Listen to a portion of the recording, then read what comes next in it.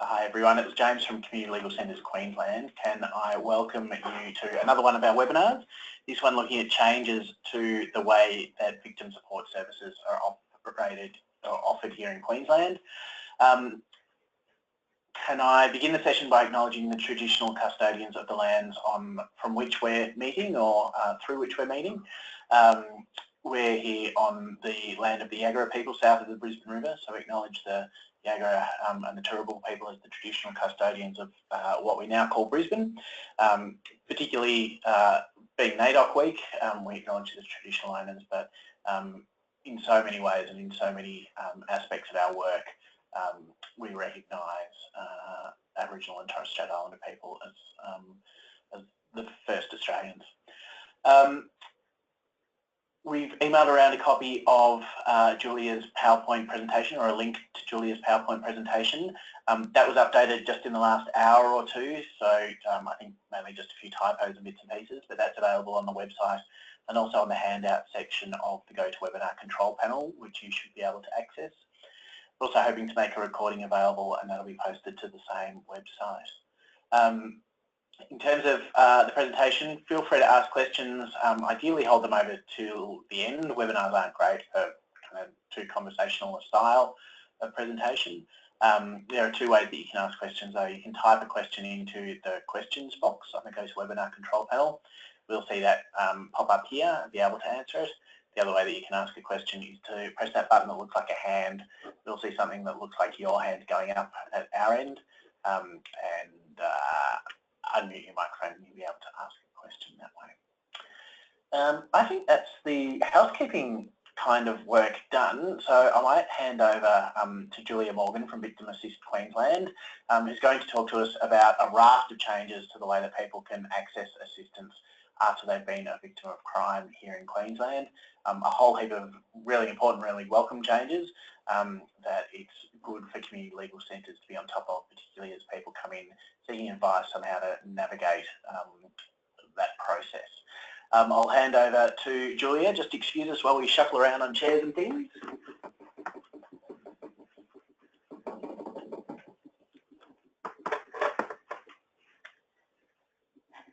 Okay.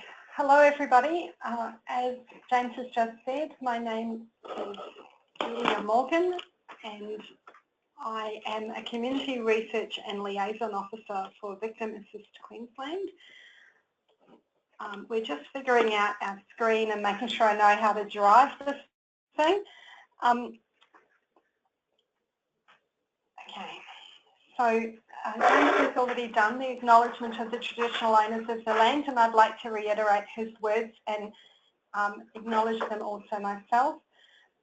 Aboriginal and Torres Strait Islanders play a big role in our department and in particular in Victim Assist Queensland, and we always try to make sure that they have really fair and equitable access to our scheme and our services. Today we've got quite a bit to cover, and the slides that we're going to be looking at are a bit word heavy. My understanding is that most of you listening are from the legal sector, and so we've tried to be very specific and give you all the facts that you need to be able to advise your clients as they come in. I'd like to be able to talk to who Victim Assist is and what we're changing with regards to financial assistance and what we're changing in the victims' rights space. I'll click through the slides as I'm talking and do my best to keep an eye out for questions. You will notice a number of acronyms are mentioned in the slides. Some of our legislation is very long and it's too hard to fit them on PowerPoint slides, so I've used a number of acronyms. They're explained on this first slide here. The main pieces of legislation I'll be talking about is the Victims of Crime Assistance and Other Legislation Act. It received assent back in March of this year and it commenced on the 1st of July, so last Saturday.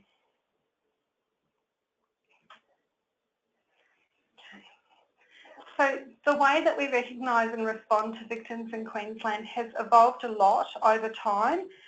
Victims have had some recognition in Queensland law since way back in 1969, where they were first offered some financial assistance in different forms, and then over time we've just broadened out and extended the range of assistance that we can provide to people, and also the range of people that can access our scheme.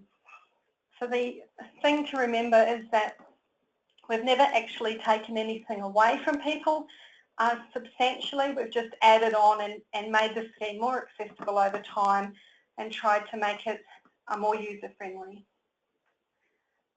We were required to review the Victims of Crime Assistance Act within 5 years, and that review was completed in 2015.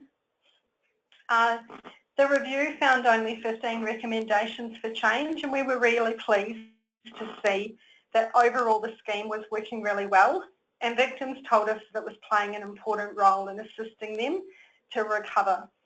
So we didn't have to make a huge range of sweeping changes because most of it was actually working. And one of the things that you'll notice as we go through the slides is that a lot of it is business as usual.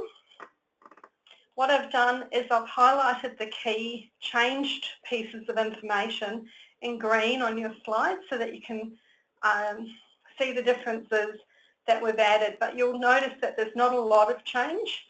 So any of you that have been working in this space will find it still easy to get your head around these changes.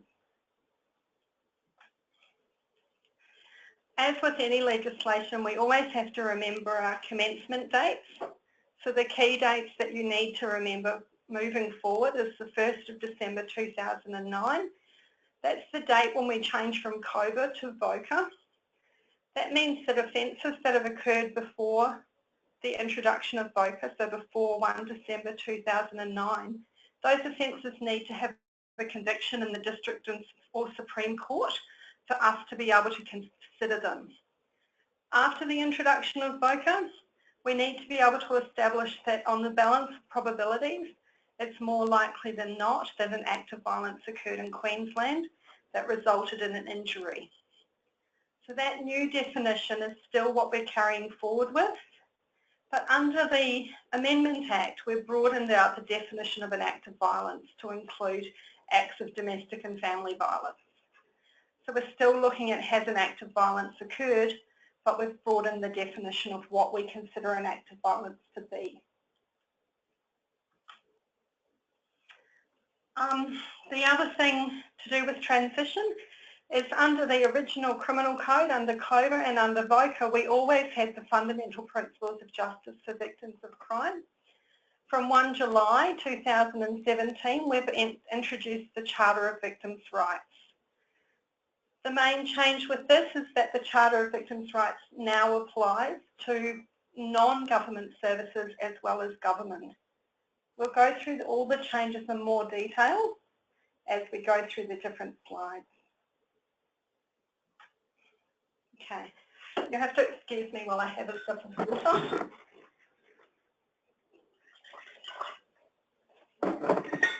So under the Act, Victim Assist really has 4 primary functions. These functions haven't really changed, just the technical details of them have. So things like we used to say we assist government services to comply with the fundamental principles. Now we say we assist government and non-government services to understand and comply with the Charter of Victims' Rights. But the other functions and purposes that we've always haven't really changed. So we're still providing financial assistance. We're still trying to help victims navigate the justice journey, which can be very confusing for them.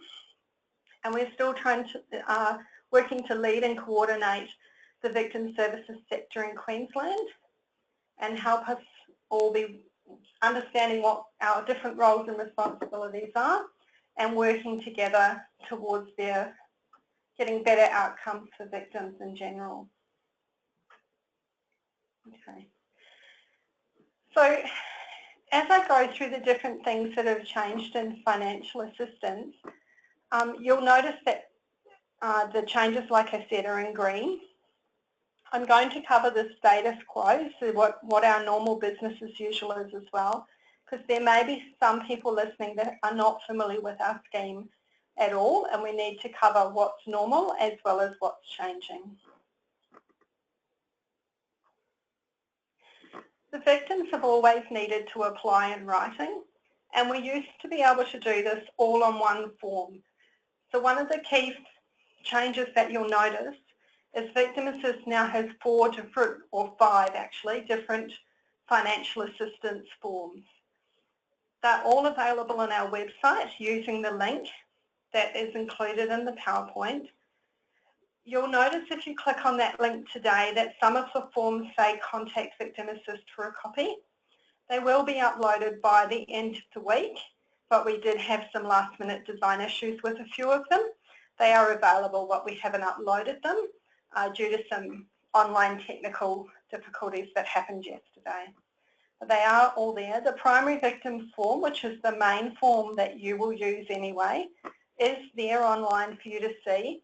And the other forms are very much replicas of that.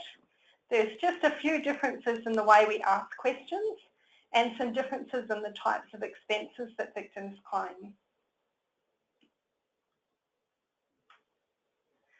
So for those of you that don't know, we've always provided financial assistance to victims of acts of violence.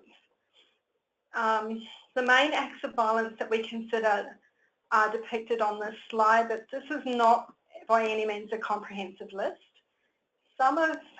We've used very plain English terms here that may be different to what a police charge actually is, but these are the general concepts that we use to group crimes together. One of the things that you'll notice is if you've worked with us previously, we used to say we covered domestic and family violence that caused an injury. We are now covering all forms of domestic and family violence, but I'll go through that in more detail in a moment. So probably one of the more significant changes to our scheme is that under the Domestic and Family Violence Protection Act, there's a list of behaviours that they state are domestic and family violence. The list is actually a little bit more comprehensive than what's on this slide, but these are the key sort of themes that the different behaviours are grouped into. So one of the things that we've done is when we introduced the Amendment Act, we changed the definition of what we say an act of violence is to include all acts of domestic and family violence. So previously there had to be a criminal code offence, and not all behaviours that are domestic and family violence behaviours were actually criminal code offences. So now we can include all types of domestic and family violence, and they will all be considered as people that can apply for financial assistance. This means the main ones that will be different are victims of economic abuse and victims of emotional and psychological abuse, or what we commonly refer to as coercive control. The other thing that we had to look at when we were going through the different definitions of domestic and family violence was what was the relevant relationship. So you may have noticed on the previous slide it said if these behaviours are occurring in a relevant relationship. Sorry, there is a typo I noticed in that heading. It's the Domestic and Family Violence Protection Act. It states that a relevant relationship includes an intimate partner relationship, a family relationship, or an informal care relationship. We've noticed that there's a little bit of confusion around what we are going to consider with regards to younger victims. Some of you may already know that young people under the age of 18 are not eligible to take out domestic and family violence orders, or domestic violence protection orders, I think it's called, and they also can't be a subject of them. So people can't take an order out against a young person. They can use different protection orders, but they can't use that DVO. That doesn't mean they're not a victim of domestic violence. It just means they can't take out that particular type of order. So for the purpose of our scheme, people of any age that have experienced those behaviours that we previously mentioned in any of these types of relationships will be able to apply for financial assistance. So this means that potentially we'll be able to have applications from people experiencing intimate partner violence that are under the age of 18. We'll be able to consider violence where a younger person is being violent towards another member of their family, frequently a parent or a sibling. All of those types of things will be able to be considered.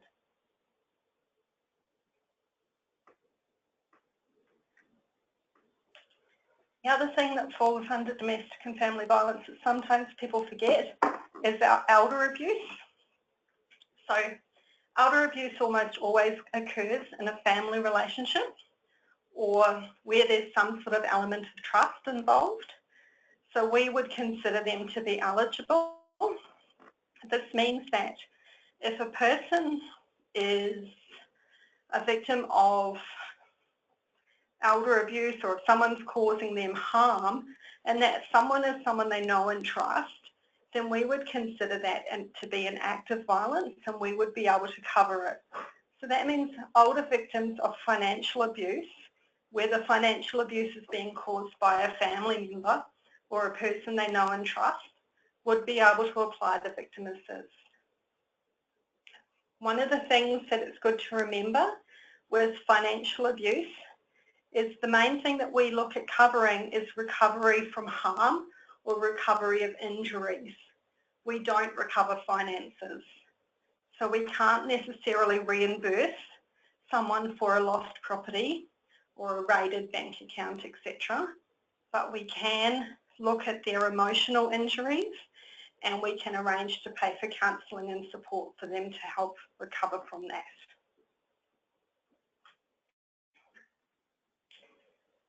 We've always had these different types of victims that can apply, and like I said, now we've got a new form for each type of victim. So we we had this form that tried to include all the different types of victims in one document, but the review and the feedback that we got said that it was very confusing for people. And we know because we fill out hundreds of these forms ourselves that they were honestly quite mind-blowing how confusing they were. And so what we've done is we've broken them up and we've given each victim category their own form. It's been customised to only include what we need to know for that type of victim. And every type of form that we have is now a maximum of 6 pages long. And one of those pages is the privacy notice and applicant statement. So they're in practice only 5 pages long. 4 to 5 pages each is all they have to fill out. And we've tried to keep them very plain English and make them very simple, but we do know from experience that people will often find them confusing and they will ask for community lawyers to help them explain different questions that we're asking. The other thing that we know from experience is people often think that they get concerned that they might make a mistake and that it's a government form and that if they make a mistake they're going to miss out. And so sometimes they feel more comfortable to get some legal advice to talk through the form with them so that they can understand better that someone's able to reassure them that they have actually included everything they need to. We're trying to keep the process as simple as possible to ease the burden for them and also for you when you're supporting them. So we've gone through some forms with people ourselves during the test phase and we found that we can generally complete them in about sort of 20 minutes on average to complete one application form. Some are quicker. If you're completing forms for a family or assisting a family, the first one will take about 15 to 20 minutes, but all the others will be quicker than that. They can all be completed electronically, and so you can just save as, and duplicate the information across. One of the things that we've noticed people frequently forget is that witnesses can apply for financial assistance. So at the moment, this category has a very low use rate, very low uptake. Whenever there's an act of violence in Queensland, there are frequently people that see and hear it take place, and under our Act, those people that see and hear the violence can actually apply. So this may be children that are in a home that are exposed to a fight. However, if there are children that are exposed to domestic and family violence on a daily or weekly basis, we would probably consider them primary victims anyway, not witnesses. The witness category would more commonly be used for incidental exposure, like cousins that stay over and things like that, friends that come to visit, whereas the children that are actually embedded in the home would be more likely to be considered a primary victim. It's important to know that if you choose the wrong form and you accidentally don't, you might put a witness as a primary victim or a primary victim or as a witness or anything. It doesn't actually matter. We can fix it. We can fix mistakes like that administratively. So it's not really going to be a disaster. It's not going to hold the application up that much. The other thing is if victims come to you that have already completed most of the old form, they don't need to throw it out. They can still send it to us. But they won't need to get a JP to witness that form. We no longer need JPs to witness the documents. The victim signs it themselves.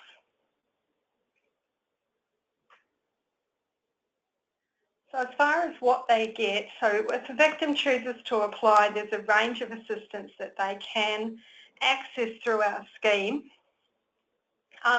Most of this hasn't changed. The types of expenses that we cover are just the same as they've always been. The only change to the types of assistance we cover is for funeral costs, and we've increased those from $6,000 to $8,000. So that's just to keep in line with increases to cost of living and cost of funerals. So primary victims have always been eligible for special assistance of up to $10,000, and that will be continuing. Those are special payments that are ex gratia payments that are taken from their total pool of assistance, but they're a catch-all. That money's theirs to do with whatever they like with. It's not generally intended for things like paying their medical bills and their counselling bills. This is the extra money that's just for them, and then we pay the other costs on top of that. Related victims can also receive distress payments of $10,000, and some related victims can receive financial dependency payments. So the dependency payment is like loss of earnings, but it's basically loss of future earnings. So if the primary income earner in a household dies, we may pay a dependency payment to members of the household to provide some assistance for the money that they've now lost because the primary income earner is no longer able to earn. One of the other things that's changed, which we'll talk about in more detail later, is that pools of assistance are going. So every application is assessed individually now based on their own individual circumstances. So the primary victims pool is $75,000, and from commencement, which was 1 July, everyone else accesses a pool of $50,000. We will still need to have supporting information, and a lot of this information we will get ourselves. So when a victim signs the form, they give us consent to access information from various government departments and health practitioners and things like that. That process is going to continue, but a lot of victims like to provide stuff for us anyway, and they'll put in all sorts of supporting documents.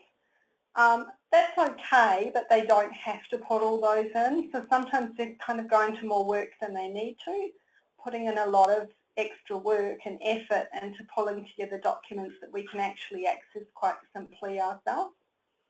One of the main things that they definitely don't need to include is any information that they've given to police.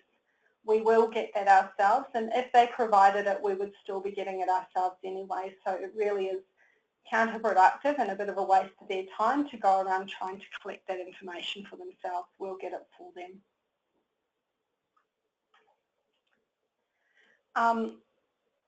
All applications have to be reported. So like I said on the previous slide, generally people report to police and they make a statement to police. and they gather different pieces of evidence, and sometimes photos are taken and different things. But not every type of victim is able to report to police, and some choose not to for a variety of different reasons. Under our Act, we have provisions for some victims to not report to police.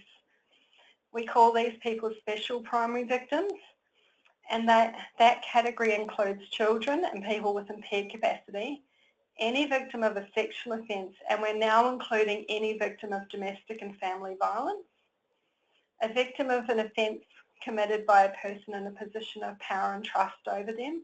Generally, this category is used by offences in a workplace where a colleague, and in particular a person in a position of seniority, commits an offence against another person. And they also don't have to report if they're feeling in any way threatened or intimidated by the person who committed the violence or by anybody else. So if they're choosing not to report to police, they can still choose to report to police if they want to, but they don't have to. They have the option to report to a doctor, a psychologist, a counsellor, or a domestic violence worker or service. When we talk about counsellor, what we mean is anyone employed to give counselling. So in some cases that person may actually be a social worker, some may have a Bachelor of Counselling. There'll be all different things that they have. What we look at is, are they employed to give counselling? And a counsellor can include a school guidance officer. So when they give those reports to the different counsellors and things, in addition to giving us information about injuries, those counsellors will have to give us information about what happened, where it happened, and who was involved and things like that. So the information we have to get is similar to what we would get from police, but we get it from a counsellor or a doctor instead. The other thing that we collect from a lot of different sources is information about injuries.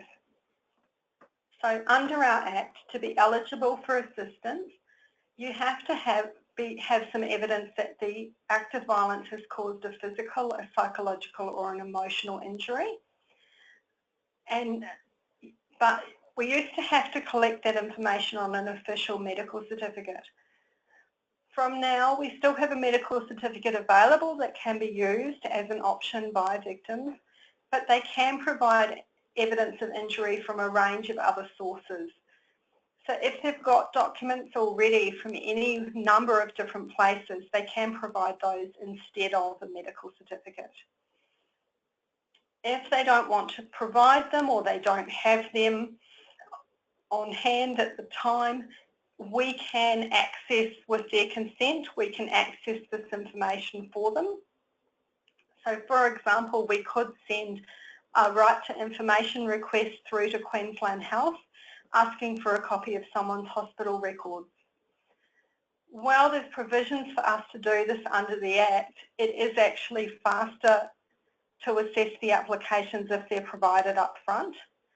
So if we have to go and get that information ourselves, it's likely that the assessment process will be delayed somewhat while we wait for those departments to go through their RTI processes. So if a victim happens to have a copy of their discharge summary or a medical certificate that they've used or some documents that they prepared to go with their DVO and they've already got those on hand, it's better to put a copy of that with their application because that will make it much faster for us to assess. So once we assess injuries, one, to consider whether they're eligible or not, because it's one of the criteria that makes them eligible. And we also use those medical certificates to sort of align with what they're claiming as an expense. So is the expense a reasonable, is it reasonable to assume that that expense would result from that injury? The other thing that we do is we assess people's special assistance payments. So that's that one-off ex gratia payment I was talking about.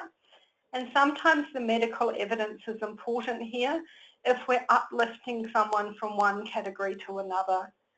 We have provisions to uplift if injuries are permanent or if they turn out to be more serious than originally thought. So that extra evidence is important for that. We are increasing some of the special assistance payments. As I've already mentioned, we've increased the funeral assistance amount that we can grant, but we've also increased some of the other categories. So these are the fixed amounts for each category. We used to have a range that we could use. So for example, we would have someone could receive between $5,000 and $10,000, and the assessor would determine whereabouts on that scale between $5,000 and $10,000 the act of violence would fall. What we found was that we were almost always awarding the top amount anyway, and it was very confusing to victims to have this sliding scale. So the review has put one fixed amount for each category. What this means is that if a person is deemed eligible, so we've been able to prove they've been a victim of violence and it's resulted in injury, the absolute minimum amount of financial assistance they would receive from us if they're a primary victim would be $1,000. We would of course add on to that any needs that they had, so anything that they told us about, any expenses that they told us about, but the bare minimum that they would receive would be $1,000. If the victim's a child, we always pay the special assistance to public trust. We do that as well as if an administrator has been appointed by QCAT. This is one of the really word-heavy slides. It's about family applications. So this is quite a significant change under our new Amendment Act. We used to have a scheme where families were assessed as a pool of applications. So if someone had died, each family member would apply for financial assistance as a related victim. But what we would do is we would ask them to identify any other family members that might need to apply. And then we would contact those family members and we'd give them time to put applications in as well. What we found was that delayed the assessment process quite a lot. So it meant that large families were often waiting a very long time to receive assistance. And the other thing was families had a maximum pool of $100,000 that they could access. If you imagine that family is getting a $10,000 distress payment per person, and it's coming from a $100,000 pool, if you've got a family of more than 10 people, everyone's automatically receiving less. So it was quite disadvantaging to larger families. And it was very administratively burdensome, and it was very burdensome on the family themselves to have to put all of these different applications together. What we're doing now, this is completely changed, so every single person is considered an individual applicant. We have no family pools. The individual application will have a maximum amount of $50,000 of assistance that they can apply for, which means there'll be no disadvantage if the family is very large, because it doesn't matter. Each person has a maximum pool of their own, an individual one. And it also means that we can assess applications as they arrive, so we don't need to be waiting for all the other family members to put their applications in. Whoever gets in first will get assessed first, and that's the way it is. It's not going to matter because we're not sharing from one pool, so we're not having to distribute things evenly. Everyone is considered an individual. The same is true for parents' secondary applications. So we used to have to wait for other parents to apply. And because of family dynamics in Queensland, sometimes we could be waiting on 3 or 4 or 5 parents to apply, because we would always be considering step parents, de facto parents, blended family parents and all of that. So some people could have many parents that would be applying for assistance. And that process again was quite burdensome. And if a family was very complex and the child had many parents, they would all get less, so it was quite disadvantaging to complex families. So what we've done is all the parent applications are individually assessed with that maximum pool of 50,000. With regards to how we're going to do transitional provisions, so as you'll be aware, whenever new legislation is introduced, there's always transitional provisions that have to be considered. They're always a bit confusing and they're often seen as being quite unfair to some people, but they have to be there. It's just the way that we have to introduce legislation.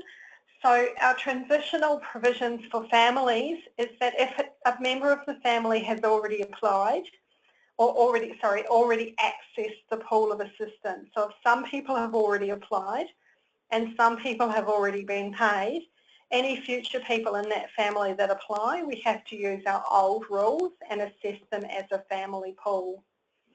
If nobody has applied yet and no one has accessed the pool, then we'll use the new rules to assess all the applications individually as they arrive. One of the problems that we perceive happening with this is difficulty identifying all of the family members. We have got some checks that we can do with birth, deaths and marriages for Queensland families, but that won't help us with people that are born out of state and particularly people in other countries. So it is good if you're assisting a family to apply for financial assistance to try and have a conversation with them about who else might need to apply. And it's still, our preference is still to receive the applications from the family as a group because the assessment process will be much faster if we do that. The difference is that we don't have to wait for the people that haven't actually done it. Transitional provisions also exist for domestic and family violence. So remember how I said we're introducing these new broadened definitions and these new types of behaviours are now considered to be acts of violence. From a transitional provision perspective, there are some rules around this that we must follow. So if all of the domestic and family violence has actually finished prior to commencement, we need to use the old rules to assess the whole series of behaviours, and we need to look for a criminal code type behaviour that has occurred. If the violence has continued, so it's happened before and after commencement, so after 1 July, then we would use the new rules to assess the whole series of behaviours. But there are some special conditions around how we manage expenses from before commencement. This area is pretty confusing, and our advice would be that if this is an area that you work in a lot, that you keep an eye on our website because we'll be updating some information about transitional provisions within the next few weeks and giving you a lot more detail as to how these are going to work. But basically, we need to bear in mind whether the behaviour has stopped before 1 July, and we will use the old rules to assess that. We'll use new rules for all the new offences that have happened post-commencement and stuff that bridges a series that bridges across commencement date, but there'll be some special conditions around what expenses we can cover.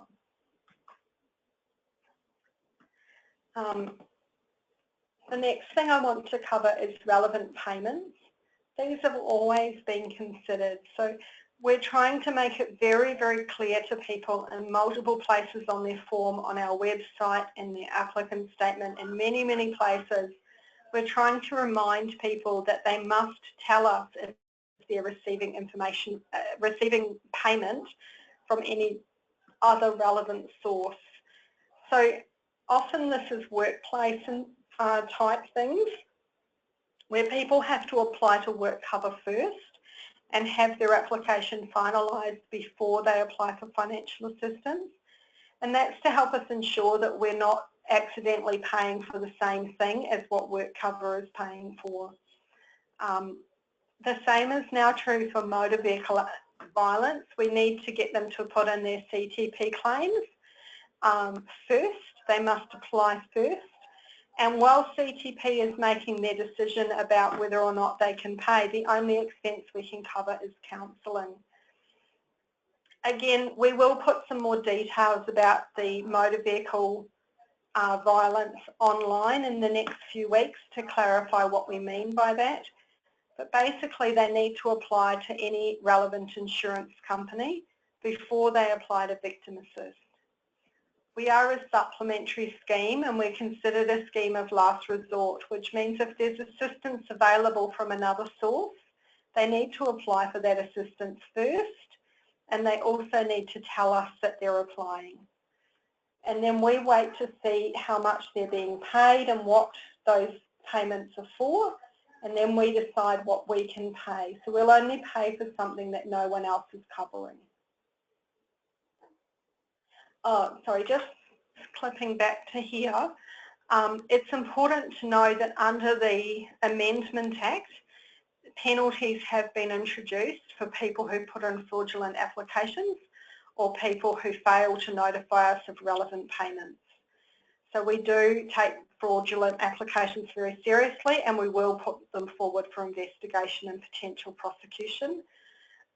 We've made that really clear to people, and we need them to be very honest on their forms and tell us if they're applying to other schemes for financial assistance. The thing that's perhaps potentially important to remind them is that we do check. We always check for third-party evidence, and whether they tell us or not, we will usually find it because we run searches through different insurance peak bodies to see whether claims have been made.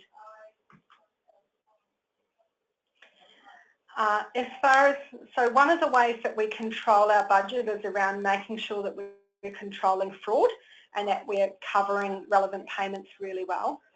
The other way that we, to a very small degree, control our budget is through the offender debt recovery scheme. This has always been in place under our previous legislation, and it's continuing in the amendments. But we're introducing a 6-year limitation on the recovery of debt. So we will no longer be seeking historic debts. We will only seek an offender debts for 6 years from the date that the grant of assistance was made, the first grant of assistance was made. So we're not going to be chasing up those 10, 15-year-old COVID debts anymore. We have this 6-year limitation on recovery.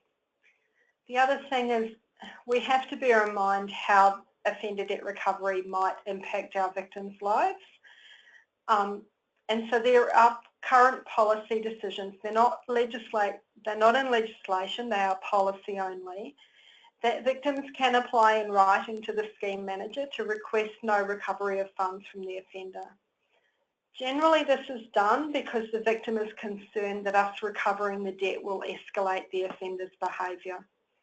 If they're concerned about that, please tell us and we will do our best to put the recovery of funds on hold or to make a decision to not recover at all. The other thing is our current policy is that we're only going to seek recovery of the special recognition component.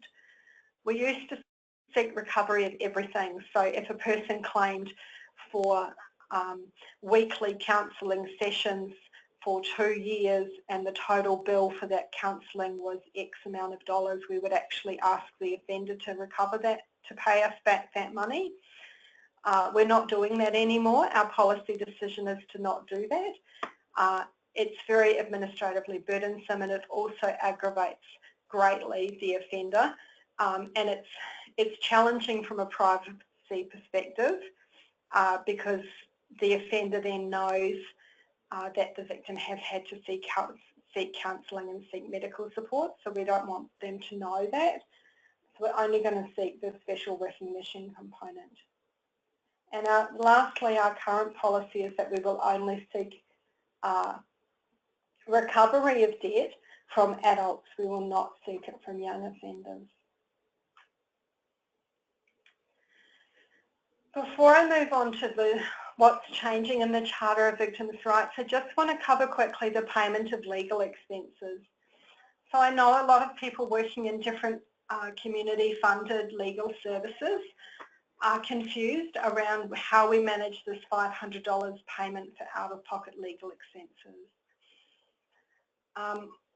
We have discussed this at length with the department and with Community Legal Centre Queensland, and some of these negotiations are still taking place and things may change in the future, but at the moment the current policy is what's outlined on this slide. So a victim may apply for reimbursement or payment of up to $500 of out-of-pocket legal expenses if they have engaged a lawyer to assist them with their application.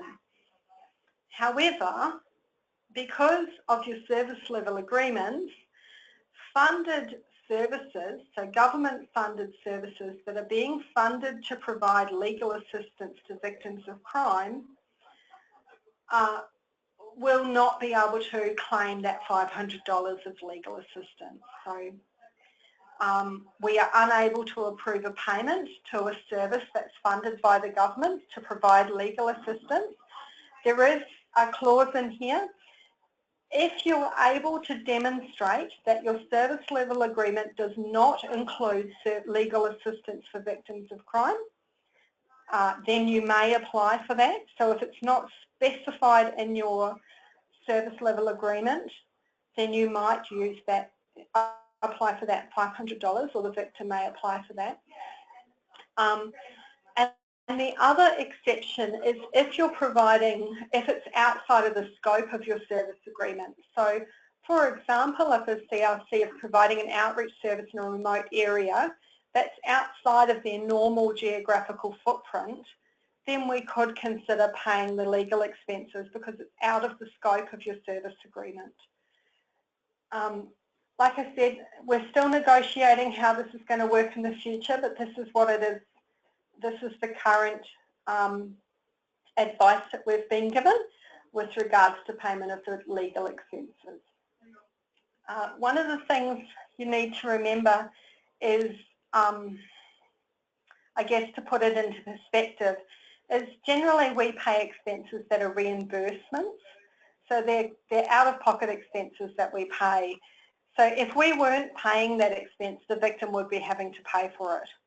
Whereas if a victim applies, goes to a community legal centre and asks for assistance, there's no expectation that they would pay $500 for that assistance. So there's also no expectation that we would pay $500 because you're being funded to provide that service. However, that may change in the future, and if it does, you will be advised.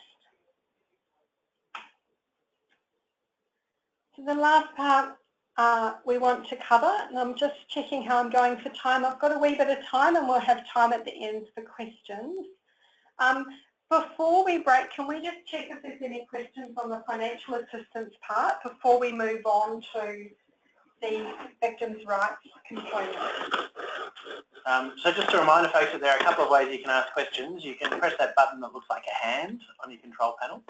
We'll see your hand go up. And unmute your microphone. The other way to ask a question is to type it into the questions box. So any queries at the moment? It doesn't look like there's anything coming through at the moment, Julia. Okay.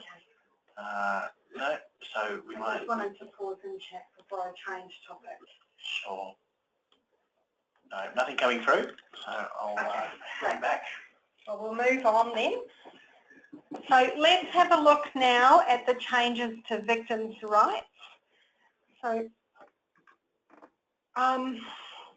for many, many years, Queensland has had the fundamental principles of justice for victims of crime. These have given some protections to victims around and outlined some expectations about how they would be treated. However, the FPJs only applied to government agencies and offices. So it was about how government worked with victims. It didn't include non-government agencies. And the other thing with the FPJs was there was, I guess, almost like a disclaimer or a little addition to the start of the sentence of all the FPJs that said if asked, which meant that if a victim didn't ask then for a particular piece of information, they didn't actually, there was no repercussion for not providing it. So victims had to opt in. They had to know what to ask for, and they wouldn't receive the information some of the time unless they asked for it. They had the right to receive a lot of stuff if they asked, but they didn't know to ask for it. In fairness to our colleagues in different government departments, many government departments were very proactive in providing assistance to victims and giving them information up front, but that was an in-house policy that they had, and it was in response to their general policies around respecting victims and sharing information with them if possible. But there was no responsibility, there was no kind of rule that said they had to. It was a goodwill gesture that they were providing that up front. Under the Charter of Victims' Rights, the onus of responsibility is now on us. So we must proactively provide information to victims. We don't wait for them to ask for it, we offer. And that's one of the key differences under the Charter, is that the responsibility is entirely ours to be proactive in applying these principles or these rights and making sure that victims receive the information they're entitled to, whether or not they ask for it. They can, of course, choose to opt out. It's always their right to opt out of the scheme, but the burden isn't on them to opt in anymore. We proactively respond to them. The other significant difference is that the Charter of Victims' Rights is now being applied to non-government agencies. So that means that community legal centres and other funded services throughout Queensland all need to follow the Charter as well. There is an exception that's important for the legal sector to know. There are provisions in our Act that specifically exclude legal services supporting the accused. They don't have to follow the Charter, okay?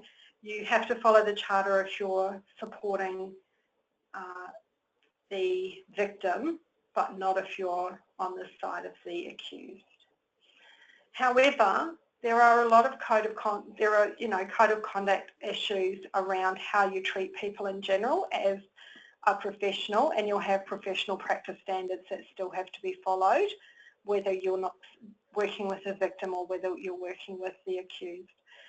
So you still need to bear in mind, that you're treating people with respect and things like that.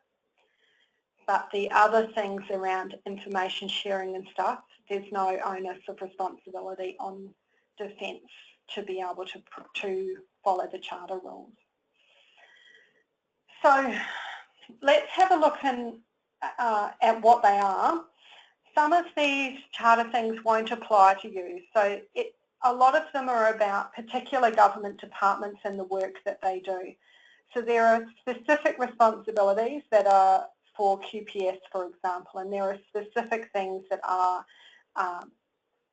being responded to by courts and by prosecution, and some by corrective services. So not all of it will apply to you, but it's important to know what a victim can expect, because then you may be the person most likely to recognise if something's gone wrong. So if you know what we consider to be normal best practice, then you'll be able to identify if it's not being followed. One thing to remember before we look at the detail of the Charter is all of the Charter is applied as far as practical and appropriate. There will always be circumstances where some information can't be provided, and there will always be circumstances where not all of the details and specific provisions of the Charter can be followed. I'll talk about some of those as we go through them. So the main part, oh sorry, let me just go back. The Charter is really broken into 4 key themes. The first theme is about how people should be treated, and this is an all-encompassing theme. This is for all government and non-government agencies. But then when we talk about victims' rights in the criminal justice system, a lot of those are about information sharing, and they relate to specific departments. And the same for the rights when an offender goes to prison. So let's have a look in more detail at what we've got and what victims can expect moving forward. The main thing, just like under the fundamental principles, victims still need to be treated with dignity and compassion and respect and courtesy. They need to have their individual needs taken into account and responded to. The thing that often surprises me in the years that I've worked with Victim Assist is I came into our department with the understanding that this would kind of be normal, and I was very surprised that it wasn't. I thought that it would be a given that you would treat a victim of crime with some compassion, dignity and respect. However, sadly, these are the #1 complaints that we receive. So we do need to be watching the way that we work with people and making sure that we're being really respectful and courteous and compassionate and understanding that they're coming from a position of trauma. And we always recommend, if you're working with victims a lot, that you do some training in trauma-informed practice so that you can get a better understanding of how they may perceive how you're talking to them and how their trauma can affect a person's ability to understand the information they're being given and things like that. One of the websites that has some really good trauma-informed training is 1-800-RESPECT website. Has some excellent free online training for trauma-informed practice, and we really recommend that. There's more information. All of the information about victims' rights is included in our website, and the short URL is on this slide for you. So the next thing that we need to consider is the first part is a catch-all about information sharing. So victims used to have to ask for stuff, now we proactively give them. So a victim should be given information about services that can help them recover. The general way that we're communicating this to people is that if you know a victim has a need and you know there is a service available to meet that need, you should be telling them about it. So when we're working with our domestic and family violence services and our health practitioners and different things, our advice to them is to tell a victim that free legal assistance is available for them. Just like our advice to the legal sector is to tell people that financial assistance and support services are available to help them if they need it. So it's really important, if you're working in a particular location, that you know the services that are in your location, that you're familiar with who works in the space, and that you're able to proactively refer victims to the services they need to help them recover. What we don't want is victims having to, do some frenzied Google search, try and find the help they need. They've already found you, they've come to you and asked you for support. It's good to have a bit of a robust conversation with them about what other needs they may have, and if you know there's a service to meet those needs, encourage them to use it. One of the things we definitely expect is that you know financial assistance is available, so we expect you to encourage them to apply. Of course, it's their right to choose not to apply if they don't want to, but it's good for them to be given the information and be told that they can apply. We have a whole range of brochures and posters and different pieces of information that you can use, different publications and tools for you to use. There's an email at the end of my presentation. If you send an email to that address, you'll be able to, we'll send you brochures and wallet cards and different promotional material that you can use to tell people about financial assistance. They're all available for free and we'll post them to wherever you ask. So as far as where victims' rights in the criminal justice system, so this is very much about information sharing. And one of the things that's important to remember is who owns the information. So victims should receive, for example, information about the police investigation, the prosecution warrants issued and who is being charged. However, they should receive that information from police. So just because you might know something doesn't mean you can share it. It may not be, you may not have permission to share that information. So courts information is generally shared by courts, police by police, and probation and parole information and information about convicted offenders is all shared by relevant government departments that we refer to them as the owners of the information. So they get to share it because they own it. Victim Assist, for example, can see all these things. We can see them when we do our searches to try and find out if a person is a victim of violence. So we go and do searches through police and we get police records and things. And we might know what the prosecution, what's going on with the prosecution. We might know who's being charged. We might have information about where the investigation is at, but we don't share that because we don't have the extra information about what effect that may have on the investigation. We don't want to mess up the work of police, so we leave it to them to share what they can, and we don't do that ourselves. So you might have information about, you might be party to a lot of information, but it doesn't mean that you can share it.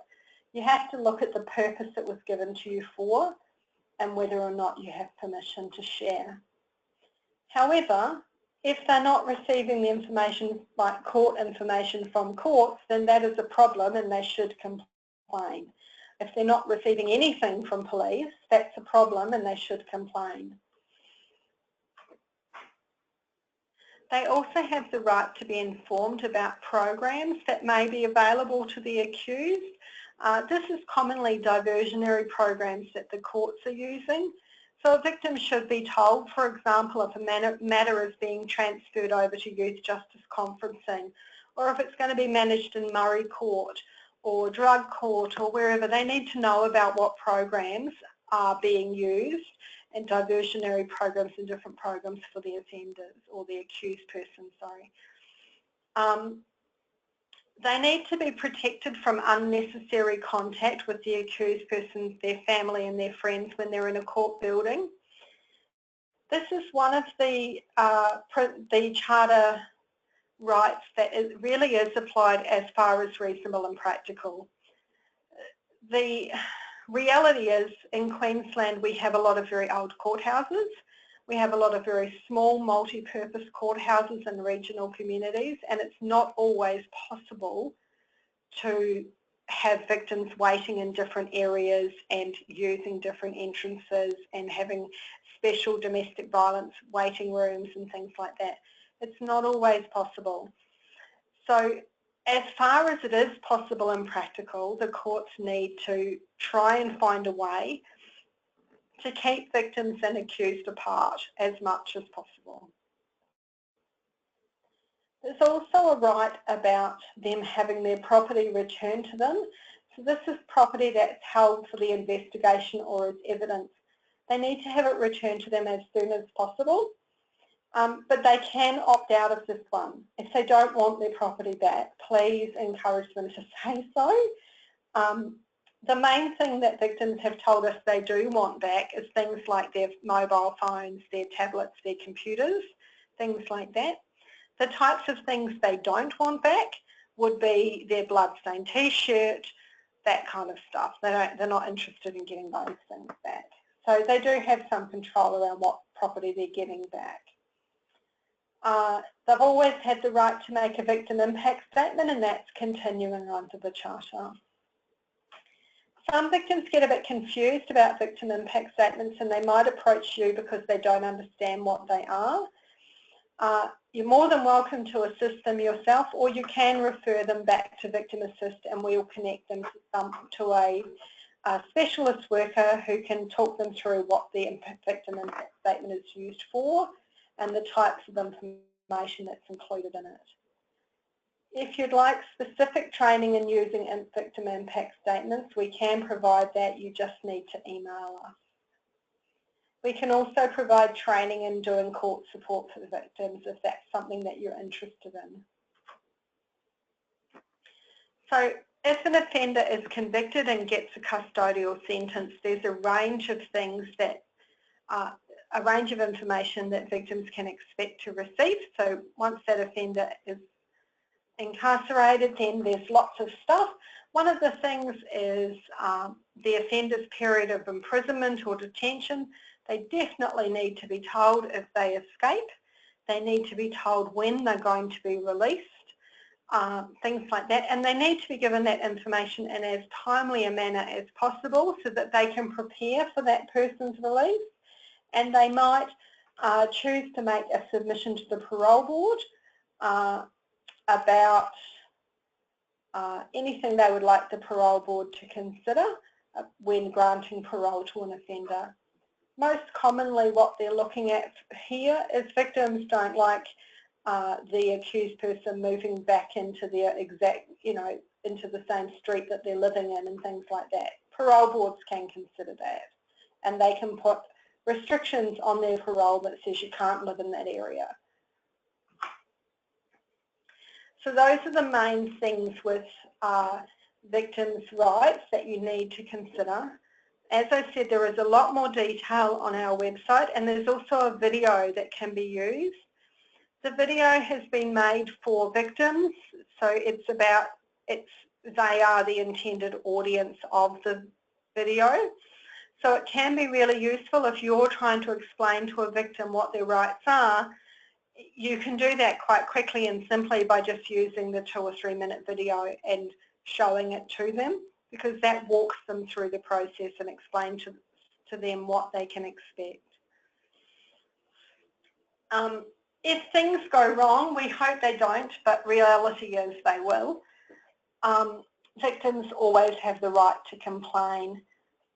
Because the Charter of Victims' Rights is including government and non-government services, the complaints mechanisms are a little bit confusing in some respects. We used to have a very clear-cut process because government complaint systems were very formalised, but now we've got to consider the complaint mechanisms that might be existing in smaller non-government organisations. So as a general rule, if a victim is disappointed with the service they've received by a particular agency, we encourage them to complain directly to that agency. Their first and best port of call is to complain to the agency. So if they're, for example, they happen to be disappointed with Victim Assist and how we treat them, which occasionally, we're human, we've got a lot of staff and there may be, good days and bad days, and we may occasionally, although we try not to, people may feel that we have breached the Charter ourselves. They can complain to us about that. They can come directly to us and we will investigate it. Just like if they have a complaint about health or about the department, the Department of Health, QPS, the courts, whatever, they can complain directly to those government departments. They all have very formal complaint mechanisms, and the information about the different complaint mechanisms must be made publicly available online, so it's very easy to find out what that complaints process is. However, we've found that victims often don't want to complain to the service that they've still got to work with. It can be quite traumatic for them to put in a complaint, and there's a general worry that it might impact future work and future interactions with that department. So if they're uncomfortable complaining to the department directly, they can bring their complaint to Victim Assist, or they can take their complaint to the Queensland Ombudsman. So they've got two different choices there of what they can do if they're not comfortable complaining directly to their relevant government department. It gets a bit trickier in the non-government space because there's in some cases there's less formalised complaint mechanisms, but as a general rule we would say to them to make a complaint to the organisation that they were upset with or that they disagreed with or they felt breached the charter. If they're uncomfortable doing that, they have other options. They can complain to the peak body that manages that organisation. So for example, they could complain to an individual local community legal centre, or they could contact Community Legal Centres Queensland and they could talk to the peak body and put their complaint there. In other government services, there's a lot of funding that comes through different religious organisations. For example, Anglicare, Mission Australia and Salvation Army have a large range of funding programs that they do and victim programs. So for those services, a victim could complain directly to the service or they could complain to Anglicare, Mission Australia, etc., depending on who is the managing department that runs the program or the managing organisation that runs the program. The other option that they have, so sort of the non-government version of going to the Ombudsman, would be that they can lodge a complaint with the government department that funds the service. So when we say that the Charter applies to non-government services, it is defined in the dictionary at the back of the Act. A non-government service is defined as a service that is being funded by the state or federal government to provide services to victims. So it doesn't include a private business, for example. It's people that are being funded. So that means that the victim also has the right to complain to the funding body, the person that's providing the money. In many cases, this will be the Department of Communities, it may be the Department of Justice, it may be through health, but whoever's funding them might be the Federal Department of Human Services or Social Services might be providing funding. Those departments can receive the complaint. And then just like with the government services, if all of that is unsuitable to them, they can bring their complaint directly to Victim Assist Queensland. So they have lots and lots of options, and we really encourage them to feel empowered to make whatever choice they want to and to put that complaint where they feel most comfortable. But the most efficient is to go directly to the agency that they had their concerns with. If by chance we receive a complaint that is about the interactions of a non-government service, one of the key things that we'll be looking at is whether or not you were working in line with your service level agreement. So we look at, are you following the Charter and are you following your service level agreement? So that's what we would be looking for, because your service level agreement, as they roll out in the future, if you're being funded to provide services to victims of crime, we will include in there provisions that say you must follow the Charter. So you'll see this appear in different places, and really we take a very unbiased approach to analysing what's happened. We always speak to the person that's being complained about and try and get their side of the story. And we always speak to the victim and get their side of the story. And then we compare that with different service agreements and with the Charter, and we try to work out what's gone wrong. And then the other thing we do is look at what can we do to make this, what can we do to address the complaint. And most commonly our response is that the victim be given a letter of apology, they be given an explanation, an acknowledgement that the Charter has been breached, and we'll often recommend that a staff member receive extra training. So they might, for example, receive some training in trauma-informed care, or they might have to go through their code of conduct training again, or things like that. They might have some in-house supervision. There's lots of options that we can take to address complaints, but whatever option we're taking, we need to inform the victim of what that is. So that's me done. I'm wrapped up. Can you just check, James, if there are any other questions about the Charter of Victims' Rights, or if people have last-minute questions about financial assistance? If you have questions at a later date, you can email them to us. The email address is on the final slide. Terrific. Thanks, Julia. There's a lot going on in the space, and so it was great to have such a thoughtful and detailed presentation. So much of that.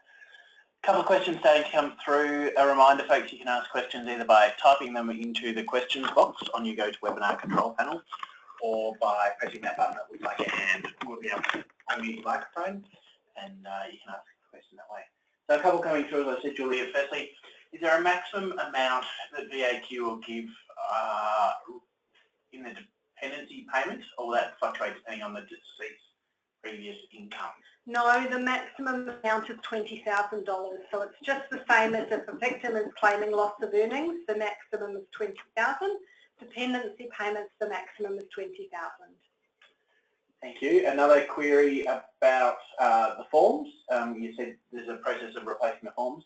Will you continue to accept applications on the old form in the short term? Yes. Yes, if you've already got them printed out, you can continue to use them, but I really recommend you use the new ones because they're much shorter and easier, and you'll find them less problematic. Terrific. It looks like they're the only questions that we've... What's the normal processing time for an application? Oh. How long is that piece of string? Oh, no, good question. So we have tried to be really open and transparent about that. There is some information on our website. So what we would recommend that you do moving forward is that you go to our website and you pay particular attention to the pages that relate to financial assistance. We have tried to lay those pages out in a very plain English, methodical way, and in a way that you can print them off for clients as a fact sheet if you want to. So it's all laid out there for you, and there is information on our website about processing, how long it takes, what process we go through. There's a whole page around how we assess applications, and the answer about processing times is there.